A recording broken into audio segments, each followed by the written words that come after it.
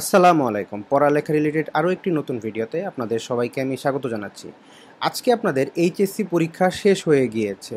তো আপনারা সবাই একটু মজায় আছেন। আমি আসলে আসি নাই আপনাদের মজাটা নষ্ট করতে। আমি মেইনলি আসছি যে ফার্স্ট দিন থেকেই আপনাদের কিছু কথা মাথায় রাখতে হবে। কারণ আপনারা অনেকেই আছেন অ্যাডমিশন দিবেন, অনেকেই আছেন যে অ্যাডমিশন অনেক বেশি সিরিয়াস। তো সিরিয়াসনেস তো খালি থাকলে হবে না, কিছু গাইডলাইন দরকার আছে। ভিডিওটাতে আমি সেই জিনিসটাই আপনাদের চেষ্টা করব। মজাটা নষ্ট করব না, মজাটা আপনাদের মজায় থাক। এখন মজা নিয়েও কথা হবে।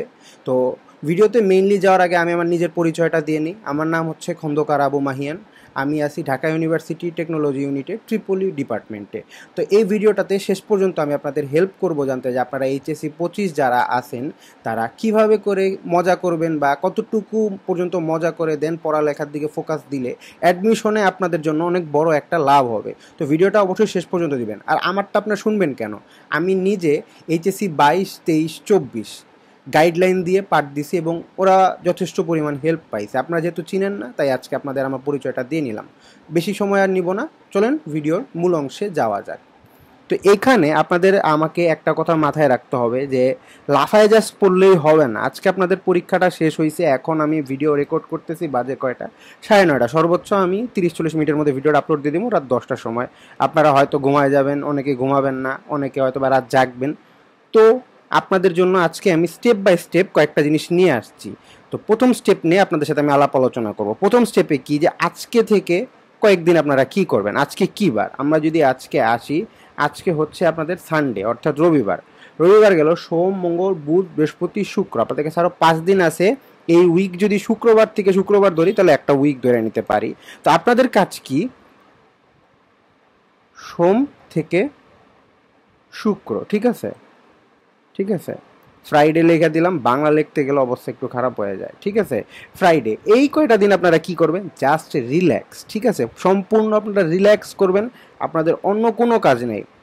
সোম, মঙ্গল, বুধ, বৃহস্পতি, শুক্র, এই কয়টা দিন আপনারা সম্পূর্ণ রিল্যাক্স করবেন। মানে রিল্যাক্সের মধ্যে কিছু ভাগ আছে আপনাদের, সেটা আমি বলি। যেমন আপনারা এমন কিছু কাজ করবেন না যাতে আপনাদের বড়সড় দুর্ঘটনা ঘটতে পারে, আপনারা অতিরিক্ত অসুস্থ হয়ে যেতে পারেন, বা কোনো প্রকার সমস্যা হয়ে যেতে পারে যেটা লং রানে রবিবার শুক্রবারের পর থেকেও তো কিছু জিনিসপাতি বলবো, ওই কাজগুলো করতে যাতে আপনাদের সমস্যা না হয়। যেমন আপনারা মুভি দেখতে পারেন, ঘুমাইতে পারেন, ঠিক আছে।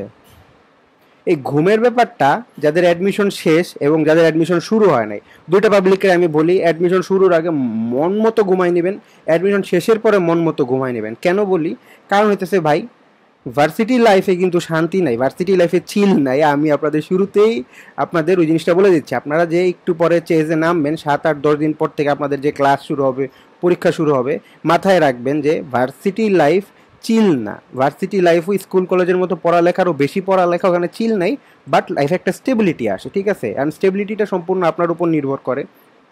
যাই হোক, ওইটার কথায় পরে যাব, ঠিক আছে। শুরুতেই কিছুটা হিন্ট দিলাম। ঘুমাবেন, বা আপনি আপনার ফ্যামিলি নিয়ে সেফ কোনো প্লেসে ট্যুর দিতে পারেন, ঠিক আছে।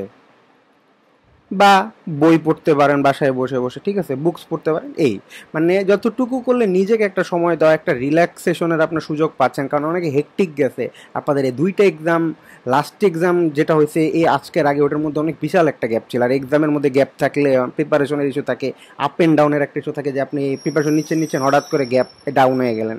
সে এই জিনিসগুলোর কারণে আমি সবাইকে বলি যে মেন্টালি একটু রিল্যাক্স দরকার। আপনি অনেক বেশি করে ঘুমাবেন, আপনি একটু রিল্যাক্স থাকবেন, আপনি কিচ্ছু ভাবার দরকার নেই। পরীক্ষা কেমন হয়েছে না হয়েছে ওগুলো পরের বিষয়। পরবর্তী ভিডিওতে ওগুলো নিয়ে আমরা আলাপ আলোচনা করব, রেজাল্টের পরও আমরা আলাপ আলোচনা করব। আমার ভিডিও আজকে হয়তো বা খুব একটা ভিউ হবে না, কারণ আমি নিজেও অনেক দিন পর ব্যাক করছি।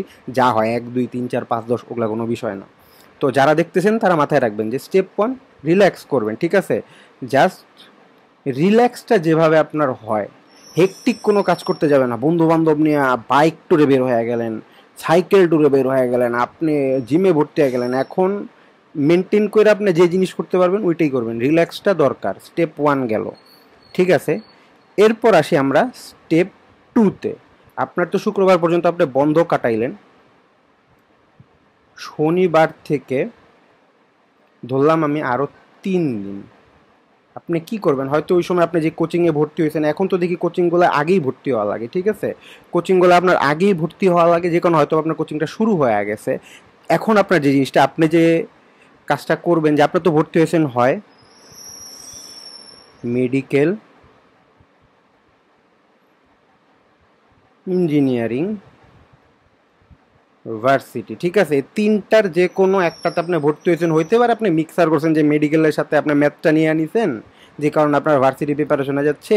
ইঞ্জিনিয়ারিংয়ের সাথে আপনি বায়োলজি নিয়ে নিছেন যাতে মেডিকেলের প্রিপারেশন হয়ে যাচ্ছে, বা ইঞ্জিনিয়ারিং প্রিপারেশনটা জাস্ট নিতেছেন যাতে ভার্সিটি কভার হয়ে যায়। ভার্সিটি সবার কমন থাকে, ঠিক আছে। এই তিনটা জিনিসের যে আপনি প্রিপারেশন নিচ্ছেন, আপনাকে জানতে হবে বাংলাদেশের কোন কোনায় কোন ইউনিভার্সিটি। মেডিকেলের তো জানা নেই মেডিকেলে এক্সাম কয়টা হয়। মেডিকেলের নিজেদের একটা এক্সাম হয়, এএফএমসির যতটুকু হয়, আমি ভুল বলতেও পারি, আমি এটা নিয়ে ইন ডিটেলস ভিডিও নেক্সট দিনই আনবো।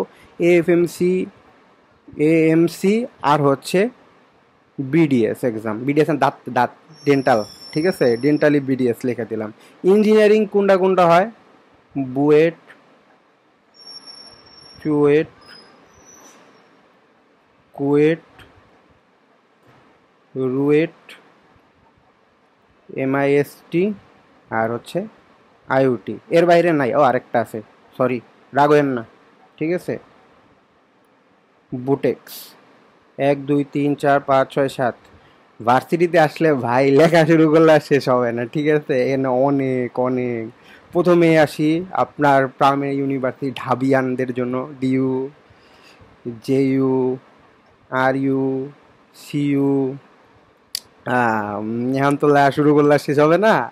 তো জিএসটির যে ইউনিভার্সিটি ওগুলা, হাজী দানেশ, কুমিল্লা ইউনিভার্সিটি, তারপরে আরও অনেক আছে, মানে লেজিট অনেকগুলো ইউনিভার্সিটি আছে। তোমার আপনার জিএসটির মধ্যে কিন্তু 22টা ইউনিভার্সিটি ছিল, এখন মনে হয় 19টা করছে তারা। গতবার অনেকগুলো বের হয়ে গেছে। কুমিল্লা ও মাই গড, স্বাস্থ্য লেখি নেই, মায়ের দিবা মানুষ ধৈরা। এই এই 2-3 পজিশনের কাছাকাছি হলো সাস, ঠিক আছে।